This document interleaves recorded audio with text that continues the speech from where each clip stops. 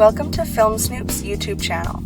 Today we're going to be reviewing The Silence, the film recently released on Netflix, and one which is similar to A Quiet Place, which we had planned to review prior to this. The story follows a family on the run after the world falls under attack by recently discovered creatures who hunt by sound.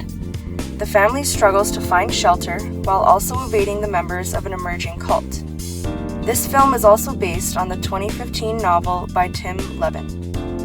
And with that, let's begin our commentary. So The Silence's script is pretty decent.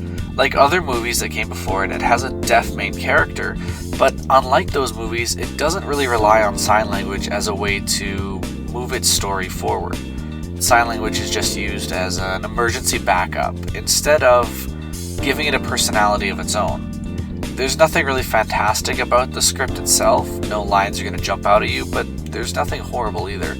It's pretty standard as far as scripts go. Yes, I agree. I think it's nothing special, and the only thing I would add that it's not a bad script either, like it's not distracting from the movie itself, but it's nothing special and it's not really going to earn that film any extra credit in my view. Yeah. So in terms of viewability, there's nothing too complex or too hard to follow in this film, but I would say that there's lots of tension and some jump scare elements that just make it inappropriate for younger viewers. So obviously not a children's movie, but pretty standard for your average adult viewer. It's definitely very, very easy to watch, especially by yourself or with a couple friends over. To be honest though, I almost felt like I'd seen the movie before. It hit a couple points where everything felt too similar, which is something we'll talk about later, but there's nothing really bad about watching this movie, but at the same time, it's not gonna amaze you in any way. For sure, and yeah, like we said, we're gonna mention that in the spoilers section. Yeah. But we had already discussed how this movie is probably similar to A Quiet Place and Bird Box and other movies that have recently come out, so we'll get into that later. In terms of pacing, the movie does a fine job. It kind of has a rhythm to it. There's an action scene followed by a brief respite for our heroes, for lack of a better term. You know, there's big action scene. They got to get to place B, and then they're in place B. They're going to relax a little bit. And then something happened in place B. They got to go get something from place C. They get back, there's a brief respite. And then something new happens. And it's a formula the movie follows pretty strictly, but it doesn't really throw it off. Yeah, I agree. The only thing I would add is I thought that there was a lot of high intrigue at the opening of the movie. Like, it really started super high for me. Yeah. And then there was that long, unrelated title sequence that I found very annoying, which is the only thing in the whole movie that I found disrupted that flow. Yeah. Because that was very long and very annoying. It just feels like it's ripped out of a different movie. It does, because that opening scene was so good, in my opinion, for starting off the pacing. Yeah. And then I agree that there was steady action throughout the film with very few dry spells. So the only thing I would say about pacing is just take out that annoying title sequence, and you've got pretty good pacing. Yeah, I agree. Yeah. Okay, so in terms of the story, I do want to mention briefly the novel came out first. Obviously, it came out first in terms of this film, but we're also going to be talking about Bird Box and A Quiet Place, and how it seems like we've seen this story all before, so it's worth noting that the novel came out first, so that's interesting. But I do think that when you're a filmmaker, the release is part of it, and you have to consider that, you know, when you're releasing your film. So I honestly think that, yeah, the storyline of other films that came out before affected the way people see this storyline, because it feels familiar. It definitely felt familiar. It also felt like it was kind of a mismatch of other movies, and when you see it, you'll understand what we talk about. But the first, I'd say a little under 2/3 of the movie have a general theme. And you're like, okay, I see where this is going. This is the story. This is what's happening. And then the last third, it's something totally different. And it almost feels like they could be two separate movies, both of which would be decent. But instead, by putting them together, neither side is really given the time and attention that it deserves. Yeah, that's a great way to put it. So that's just the first thing I wanted to note. But in terms of the good things about this story, I thought it was more apocalyptic than post-apocalyptic. Because you're right in the moment. Yeah. So you're in this, watching this family while it's all happening instead of seeing the aftermath, which I thought was interesting and a bit more unique than just post-apocalyptic. You get to watch the world fall apart. Yeah. Instead of just, this is what happened after the world fell apart. Yeah. So that was interesting and that was more unique. And then the only thing I want to add is I found the ending of the story had a lot of potential, but it was just too abrupt. And I want to talk about that a bit more in the spoilers. I think that comes back into the idea of the two movies at once. Nothing was given its proper time. Yeah. And that does go with the ending. Right? You're kind of getting into the second half. You're like, okay, I see why this is here, even if it wasn't necessarily done the best way. And then, boom, it's over. And you're kind of left like, oh, you don't feel satisfied is probably the best way to put that. Yeah, for sure. Moving on to the theme of the silence, for me at least, is family and sacrifice. And it's something that when you watch the movie, you'll see over and over and over. This family sticking together through thick and thin, but there's also the idea of, we're not all going to make it out of this. We all need to be willing to make that sacrifice. And I actually like how the movie handles this, because sometimes it's not even your own sacrifice. I don't want to spoil anything, but I think the movie does an okay job in its general theme, but it's nothing like profound. It's not going to impact you in any deep way. I totally agree with what you said, because what I said in my notes is that the place it fell short for me, despite it having that decent theme, is that there were no moments where the family relationships were further developed beyond just that survival and that sacrifice mode. Yeah. So the whole movie, the family is in that mode, and there's never moments where their relationships are further explored or their characters are further deepened. I think that's one of the problems with movies in general. It's difficult to get that. It's not a TV show where you can have relationships change. There's a different dynamic. It evolves over time. The characters are pretty static in terms of their interaction with each other. Like, there's I'll be careful not to spoil anything, but there's a brief scene where one character specifically gets mad at another character for something that they did, and the family's back, hunky-dory within 5-10 minutes of screen time. Yeah. Right? It's never mentioned again. It's never referenced again. It's, okay, I know why you did that. We're back to the way we were before. Yeah. And it would have been kind of neat to see the family dynamic change after that point. Like, there's a tension between the characters, or almost an anger, a residual anger, but it's never really capitalized on. Yeah, for sure. So I'm glad we agree on that. And the only other thing I want to add is that another theme I kind of saw was, what does human nature become in these situations? Yeah. So one good thing about this movie was that it was showing other people and not just the one family. So you're seeing how human nature can change and how other people can cope in much different ways. Absolutely. Yeah. And so we can move on to characters and acting, because we kind of touched on that a little bit.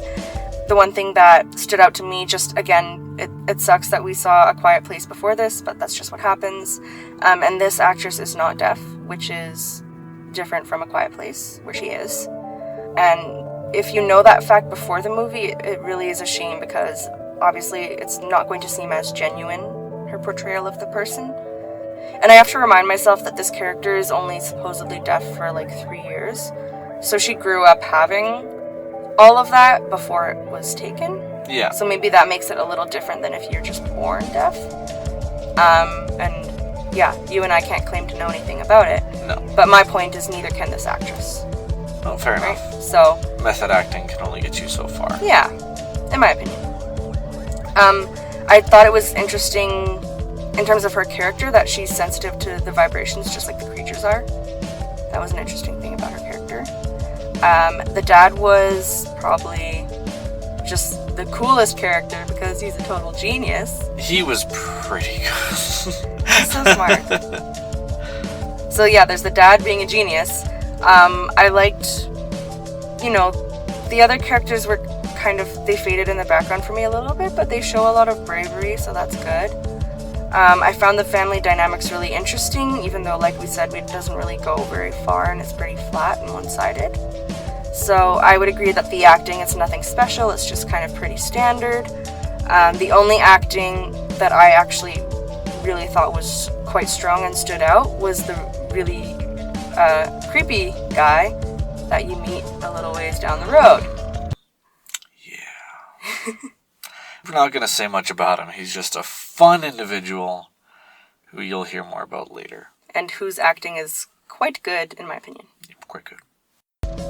Moving on to engagement. It's pretty engaging, I'd say at first. I was into the first 2/3 and then really engaged after that, mostly just because of the shift in tone and the shift in story. This is about where you hit the idea we talked about earlier of having two separate stories that feel like they're mashed into one. But by the end of it, I'd kind of lost interest in the story. Like, the last 5 minutes, I didn't really care much what happened. Mm-hmm. But that's just me. That's fair. Yeah, I just thought good steady levels of engagement. The plot would kind of thicken just as I was starting to get a little bored, so it kept it up pretty good. But in the end, it was just a one-time watch for me. It's just one of those movies you see once, but you don't enjoy it enough to revisit it. No, it's not something I'd probably ever watch again. Maybe if you're doing like a horror movie marathon, but even then, it's not really... It's not a prime example. It's not a prime example of a horror movie. Nah. Or something you'd put in a horror movie marathon, but anyways. Yeah, so we'll move on to visuals and sound. I'm not going to say too much about this because for the most part, all our comments about this movie are pretty standard. We talked about how there's weird sound at some parts in terms of the soundtrack and the score. Yeah. A little bit weird. And in general, the visuals I found to be more raw and less flashy. So it kind of just depends on what you enjoy. I don't think it worked for or against the movie. That's just the way the movie is, and it was just kind of average. And I agree on all that. There's just that one opening, and it really... It was just so weird. It throws you off. I don't really know the best way to describe it. I think the closest I could come to it is... If you ever watch, like, a high school film project, where they're trying to come up with a neat kind of opening scene, like opening credit scene, it kind of feels like it'd come out of that. It feels like there's just a bunch of random stuff thrown together by a soundtrack that doesn't really fit. That's fair. You're kind of watching it like, okay, don't know. Oh, no, that's a scene that looks like it has something to do with the movies, followed by 8 or 9 that you have no idea what's going on. Yeah, we were saying while we were watching, the most I can think of that it has to do with it is that these creatures, it's hinted at that they are, like, mutated, like they've kind of evolved or mutated over time. That's the only reason I can think why they would do that weird montage of just weird science-y creatures, weird music, like, just weird. It also just looks like stock footage. Yeah. Like, if you're looking at, like, you Google, you know, scary opening pictures, or, like, insects eating things, or lightning flashes, you're gonna get these kind of pictures that were put in here. Yeah, it was weird. So moving on to the presentation, I thought the presentation was nice. I liked the locations. There's a neat little kind of secondary base they establish. They get to hang out in for a little while, and it made sense, because I was kind of thinking, if this is what was happening, it's probably where I'd try to get to as well. There's not really spoilers here, but there's some beautiful shots of them walking through a forest. Really nice greenery. There's a nice area later on that feels pretty realistic. Overall, everything just felt natural to me, but there wasn't any breathtaking shots or anything like that. There wasn't any locations that were you're just, holy cow, I can't believe this is here. For sure. I would agree, and on average, it's a good set. Especially the city where they run into Mr. Creepy. I thought that set was quite cool. But the main thing I want to say is that there's a variety of places in this movie, because they're moving from one to the next to the next to the next. That is probably the biggest contrast, because we're going to be comparing it a lot to Bird Box and Quiet Place. Yeah. Just because the similarities, but that is one thing that was done better in this movie, was the variety of locations. For sure. Yeah, so lastly we'll talk about production. these are very scary creatures. They did a good job with that, I believe, because, first time you see them, you're like, oh my god, what is that? And just overall good camera elements, I thought. Nothing too flashy, like I said, but yeah, just on average, decent effects. I wrote the same thing. No weird camera angles. Monsters looked pretty cool. It was kind of like if you didn't know what a bat was, and someone tried to describe a bat to you in like a nightmarish, Lovecraftian kind of way. This is almost exactly what they would look like. Yeah. Or like a pterodactyl or something. The pterodactyl. Pterodactyls are bigger, but it makes me think of a pterodactyl because it's creepier than a bat. If that makes you think of a pterodactyl, the next movie we're going to watch is A Land Before Time, because we need to address... No, I just mean the weird shape of the head and the wings are less bat-like and more pterodactyl-like, but they are the size of a bat. They're just little. They're a little bit... I'd say they're almost the size of a... I don't know, pigeon? Okay. Maybe. Well, maybe we watched it a little while ago. Something like that. We watched They're it a little scary while ago. enough, as they're scary enough. Alright, so with that, we'll move straight into the scores. So if you want to start us off. So for me, it's a 60. It's 60 out of 100. There's not really much to say in terms of the scores that we haven't said already. It's a standard movie. You'll watch it, you'll be like, alright. But for me, I think what defined it the most was I didn't feel like I learned anything. I didn't really feel like I experienced anything. I could have spent that hour and a half sitting on the couch and nothing really would have changed for me. I didn't take anything away from the story. I don't have any really cool scenes that I remember, except for one, which we'll get into. But it didn't change me in any way. It didn't challenge anything. And for me, that's something I like in my movies. Okay, that's fair.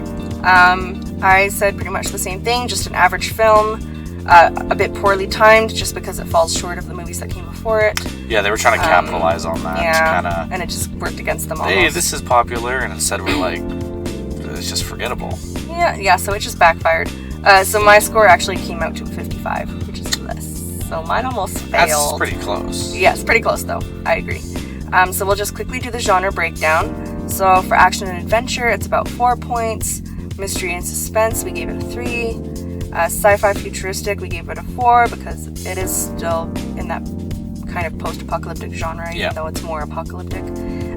Romance, we gave it a 1 just because there's kind of a relationship that's hinted at, but it really doesn't move forward in any way, so just that 1 point for that. It almost feels like it doesn't need to be in the movie. It really didn't, but it's there, so we might as well acknowledge it with that 1 point. And then horror thriller is definitely the overarching genre, so that one is definitely 5 points. Yeah. So yeah, now we get to our favorite part, which is where we get to talk about our opinions. And I can start us off if you want. Sounds good. I'm gonna start us off. I have talked about this before in our previous video, how I hate monologuing, and there was monologuing in this movie. I'm going to go ahead and say that it was okay, just because it came full circle, and I don't know if you remember that, but it started with the monologuing, and then it ended with the monologuing. Yeah. And they didn't try and put it in there in the middle of the action of the movie. No. So that I was kind of more okay with, because it felt more... It felt full circle. It felt more full circle for sure. So that, it was like, eh. But again, I still just don't agree with monologuing, and that's because I'm a literary person, and there's that whole show don't tell rule. There's too much exposition. So, yeah. Your story should be able to... Like, it's unavoidable, especially if you're trying to do a movie with a vast, complex narrative. Something that, like, a huge world, and you're trying to provide world building, it's almost... You have to do a tiny bit. But, we really didn't need any monologuing in this movie. Mm-hmm. You could have shown the opening scene, went from there, maybe have, 30 seconds, but... Yeah. No, I agree. Yeah. And then just because we've been talking about A Quiet Place too, with both that movie and this movie, you have the overall theme of there's these creatures that hunt by sound and you have to avoid them. And just once, I want to see a movie about a family who doesn't conveniently know sign language already. In this kind of situation. Right? Because you and I would be just royally screwed. Yeah, most people would be. So I get that it's for the movie, like the purposes of the movie, Yeah. But I just want it to be, they don't just conveniently know sign language. They're just an average family, and this happens. See what other kind of solutions they could have. No, I agree. That'd be interesting. And yeah, a few other things bothered me. I thought the people in this movie were uncharacteristically calm. It seemed a bit bizarre. The dad was. He handled everything like a champ. And that like, we'll was talk okay. about that in the spoilers, but he just like, hey, the world's gone to, you know? Yeah. But that was okay for me because I felt like that worked for his character, was to be the stone cold calm one. But for the kiddos, I'd expect them to be losing their minds a little bit, which did not happen.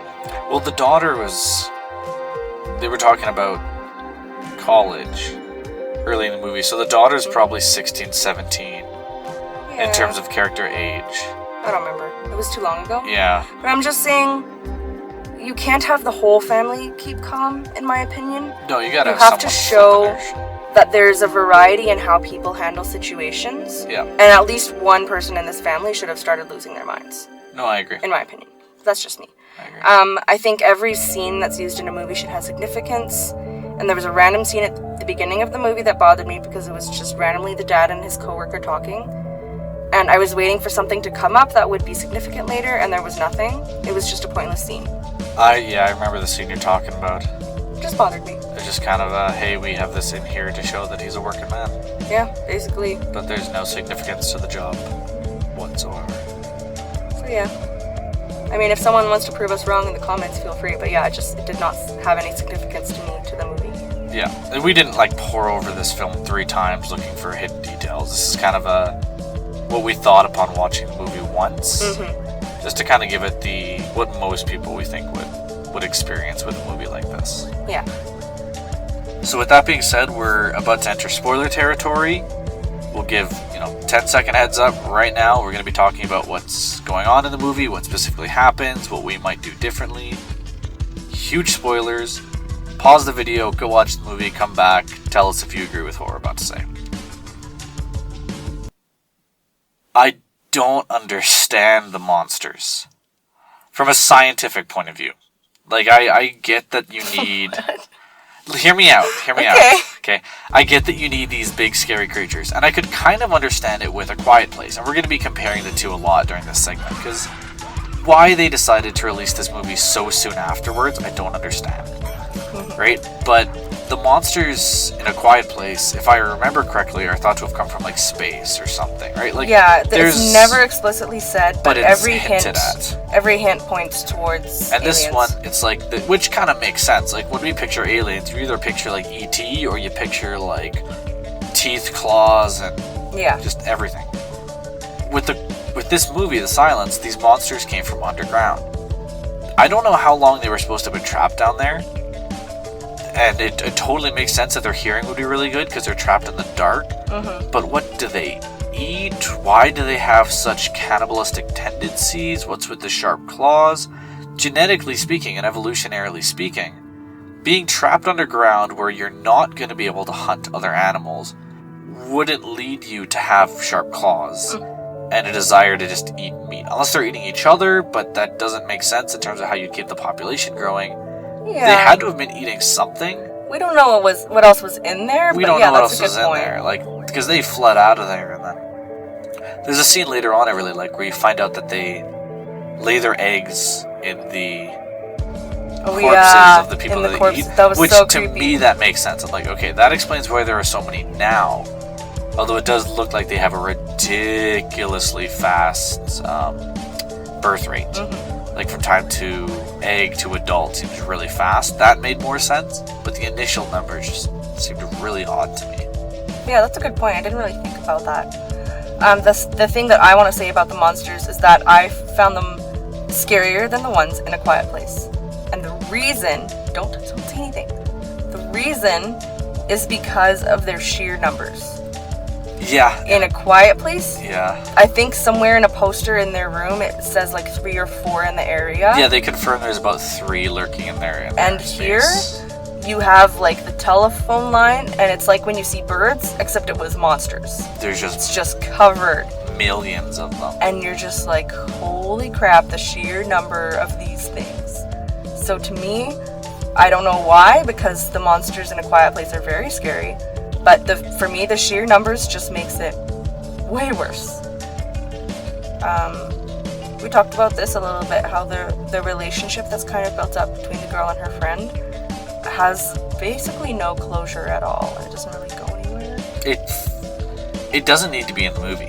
Yeah. I understand the idea, like, give her someone to connect to so she can get information from the outside world, but it could have just been a friend. Like, the fact that it's a romantic interest, they wanted a romantic interest, it doesn't really change. And I think that's the biggest part. You should have if something's a big enough deal to explicitly put in your movie, your book, your game, etc., you should be able to notice if it's taken away. Mm-hmm. And if you take this away and replace it with just a best friend, I don't think you'd notice. On a side note, I want this girl's tablet.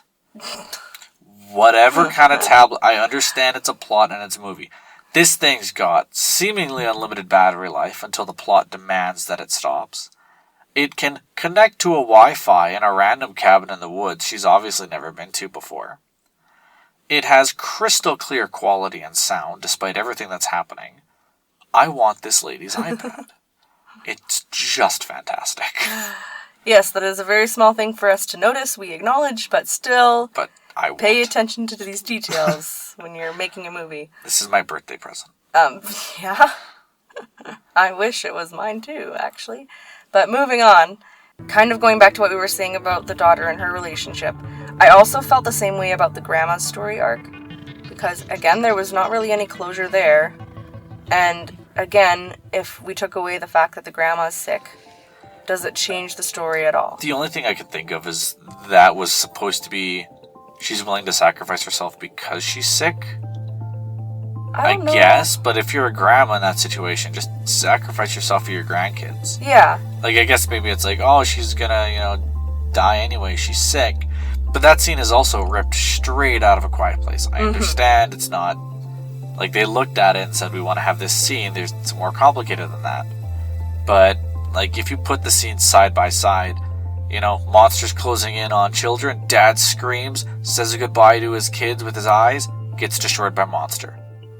Right? You go over to the silence, daughter's being taken away or whatever, she's got to save them, looks at her one last time with her eyes, screams, gets attacked by the monsters. It's a scene for scene. Yeah, it is the same. But, like, I just think something, even just a scene where the family has some kind of discussion about this sickness that they haven't even talked about. Yeah, we don't know what she has. Is it really fatal? If they get more medicine, is it okay? Or just the fact that these kids get some closure before that grandma makes that sacrifice. Yeah. To me, it seemed pointless to the storyline, honestly. Apart from earlier on, it builds some tension because you're expecting something to happen. Yeah. Because the mom says something like, when are you going to tell them?